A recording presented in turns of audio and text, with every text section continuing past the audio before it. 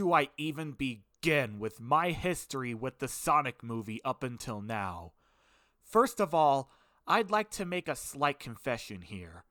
Back when I got into Sonic in February 2008, exactly 12 years ago, one of the first things I did was use my own imaginary film studio to make my own imaginary live-action Sonic the Hedgehog movie, darker and edgier, directed by Michael Bay, starring Michael J. Fox as the Blue Blur, clearly because the previous year I became a die-hard Back to the Future fan, Sylvester Stallone as Dr. Robotnik, and it would introduce all Sonic characters in the same movie up to that point in time. I don't want to mention what other actors played what because that would take up too much time, but the next point I'd like to make is that it would spawn a lot of sequels, 24 to be exact, within 5 years. Back when I was a preteen, I had a knack of making imaginary movie series with entries released in theaters a month in between each other, with a nonsensical Bionicle movie series being a notable example from a few years prior. In fact, if you were a mere viewer of mine from the very beginning, you would have noticed a few template trailers made in iMovie of some of those awful movies. Some of them are even clones of other real movies. I took them down because they weren't getting any views at all, but if you really want to see them, let me know, and I'll re-upload them as unlisted and send you the links. But now I'm getting off topic, and I know you're asking, what does this have to do with the real live Sonic movie? Well, sometime during this fake series, there would have been a lot of recastings, and the most interesting example in hindsight was that I would recast Eggman from Sylvester Stallone to Jim Carrey. That's right, I actually correctly predicted that Jim Carrey would perform as Robotnik in Sonic movies. I would never have guessed that any of my made-up movie aspects would ever come true, but one of them did. Now I can safely say in my universe that Carrey would reprise his role as the evil genius in the reboot. But back to the real Sonic movie, I was hoping for one back when I came up with my fake Sonic movie series. When I first heard that they were going to make one back in 2014 or 16, can't quite remember, I started getting excited. This was back when Sony was going to be at the helm of distribution.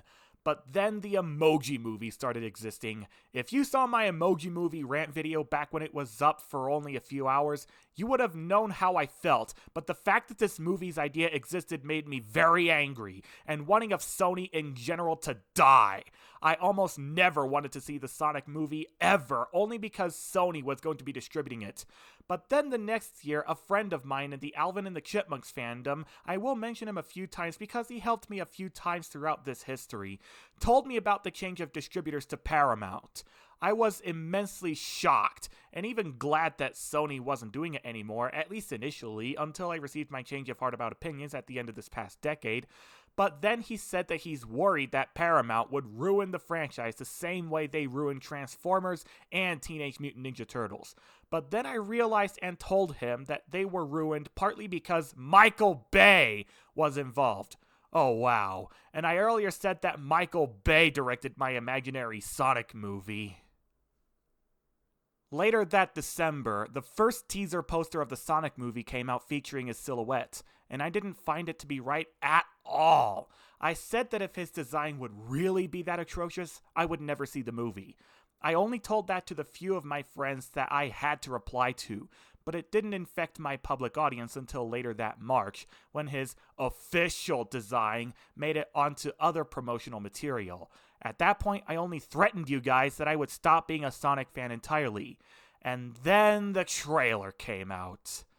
At that point, I just had it with being a fan in general, changed my username to AvidNothingFan, and privatized almost all of my videos having anything to do with Sonic, with one particular exception simply because I forgot. Then came the news that the design would get a complete overhaul primarily thanks to the backlash. Then I announced my comeback to the fandom, but for a different particular reason. Then when the second trailer came out with this new design, I found it to be much superior in so many ways, even if most of the points have nothing to do with the change of design.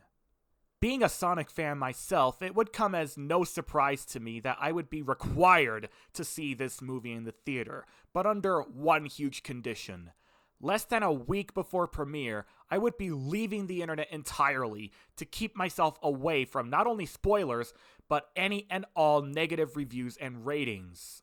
The biggest reason for this was that back in December, when I saw the Rotten Tomatoes rating for Star Wars The Rise of Skywalker, my doubt senses really started perking, and when some of my most trusted content creators that loved the previous entry said they heavily disliked this one, I didn't want anything to do with Star Wars anymore. Now keep in mind that by that point, I hadn't even seen the movie yet, but thanks to these scathing reviews, I wanted so little to do with Star Wars, I would demand anyone in my life to never mention anything related to that franchise ever again, the same way Konami demanded Hideo Kojima to never be mentioned, even during interviews about his last game. I was basically just like Rey when she exiled an Octu and was about to throw her lightsaber, my Star Wars preferences, into the wreckage of her TIE fighter, my most hated things, when Luke's Force Ghost, my friend Grandy Timaeus, caught it and said, "Throwing this away so soon?" This was coming from a guy who wanted to have nothing to do with modern Star Wars ever since Disney bought them out.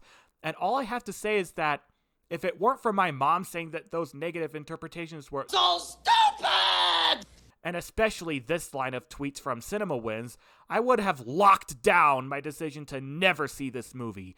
But eventually I did, and my opinion on it is quite a bit different from what I expected from a movie that would make me remove my preferences of the whole franchise.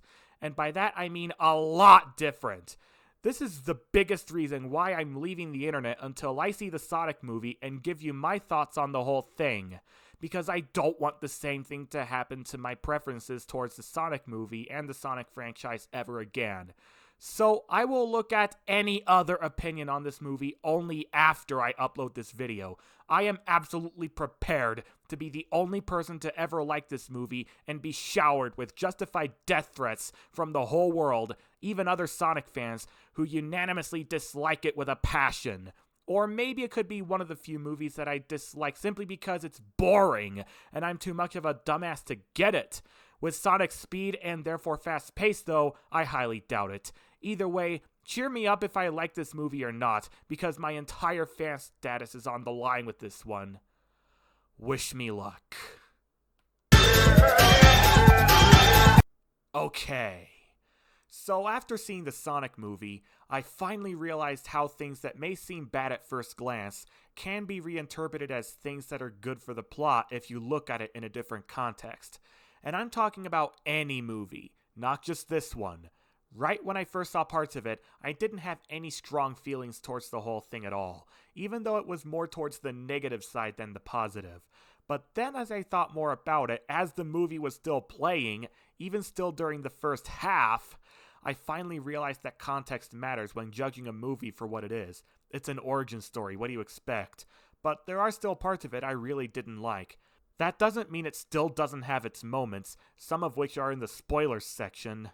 First of all, Jim Carrey was great as Dr. Robotnik, and I also love how he puts himself over the armed forces which are supposed to have hired him for his technological intellect. Some of his lines were so hammy and over the top that I enjoyed it a lot. But at first I thought that what Sonic did to warrant the army to track him down would make Robotnik and the armed forces the good guys after all. But then as his performance shined, it's clear to find out why he's the true villain. And one single line from him made me conclude that he's a little egotistical.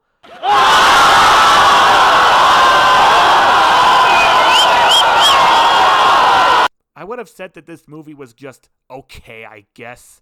I would have needed to buy a second ticket to see it again and have a second opinion until I got the perspective from someone else who saw the movie with me. I invited my younger sister to see this movie and she accepted it. She thought it was great. And considering that it's grossing more than Birds of Prey anyway, I'm really looking forward to the sequel which was teased in the second mid-credits scene, which I lost my mind over.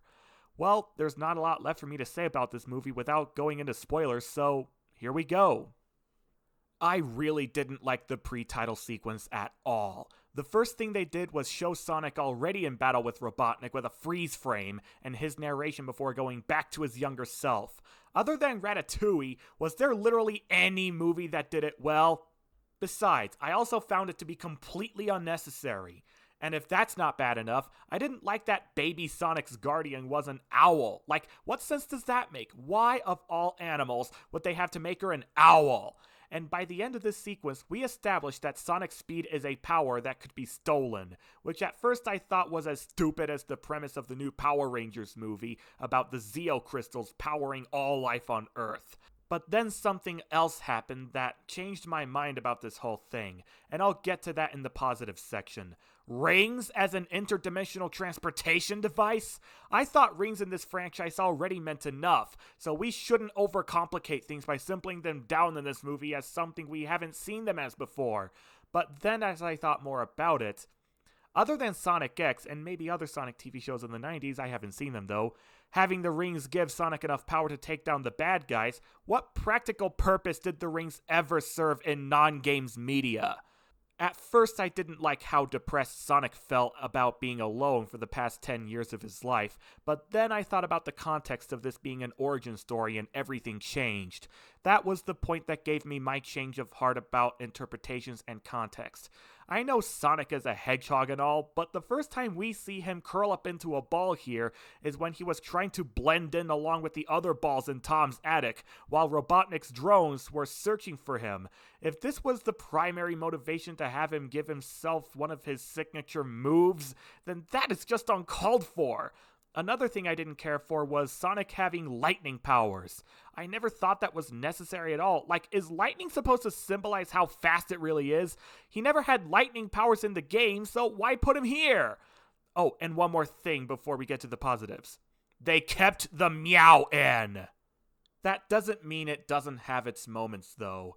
I know I complained earlier about the initial ridiculousness of Sonic's super speed being a thing you can steal, but after Robotnik took advantage of the one quill he got, I now sort of get why Robotnik would be a huge problem for someone as fast as Sonic whenever the two would face each other, especially in the bosses of modern boost-based games. Before then, being caught up to wasn't a thing for him. I mean, there are a couple of entire sequences, one at the Cowboy Bar and the other at the Transamerica Tower, where reality itself, outside of Sonic, slows down to a near standstill. I know I should complain about this and put this in my negative section because reality wouldn't really slow down, but in this case, I realized right from the very beginning this time around that Sonic is so fast a creature that I would not be surprised if he really did move and act that quickly relative to our standstill moments. When Tom took an unconscious Sonic back home, he encountered a family member who was clearly a stupid black bitch with a super short temper. She really didn't want him inside and was yelling at him and trying to close the door back up not even a second after she opened it. Her bitchiness continued in ways I could not remember, but the other thing I remember about her is that it was ultimately a good thing when she was eventually tied up to her chair. In the first trailer, the first shot was of a sign saying Green Hill. At first I thought that was a bad thing, as Green Hill Zone doesn't make sense as an Earth location at all, but then I saw the movie and found out that the town is called Green Hills. Again, I guess this should be a negative, seeing that as just a lazy attempt to disguise the fact that Green Hill Zone doesn't make sense on Earth, but for some reason, I don't see that as a bad thing at all. Maybe it's just as much a reference as other references like the crude Sonic drawing or the chili dogs at the Cowboy Bar. I had really hoped that Sonic's final blow to Robotnik would be a spin dash into his piloted contraption, as it would usually be in the games, and sure enough, it actually happened. But with that blow, he was also whisked away to the Mushroom Hill wasteland Sonic wanted to go to in case Earth didn't work out for him anymore.